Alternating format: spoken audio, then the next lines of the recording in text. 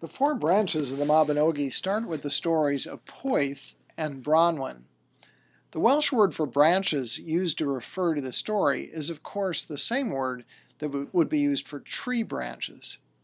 And the four stories as a whole cover the geography of Wales, which is divided into North and South Wales, and which is the land to which many of the native Britons fled, according to early historical accounts, as the Anglo-Saxons conquered what is now England.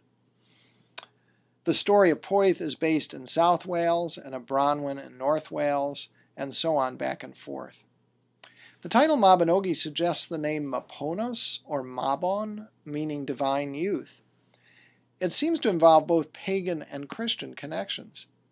Thus Pryderi is born in the first story, and is the only character mentioned in all four, which end with his death. He is the offspring of Poeth and Rhiannon, Rhiannon's character reflecting the symbolism of a Celtic horse goddess. Yet the term Mabinogi was also used in Welsh to describe the early life of Christ. The collection was probably written in a native Welsh Christian monastic community in the early 1100s, when the Normans were conquering Wales and disbanding the native monasteries. In fact, the cycle may be a kind of textual overlay landscape, drawing on much older traditions in resistance to that conquest. It includes connections to Irish story traditions of the other world that probably were introduced into Welsh culture around the year 800.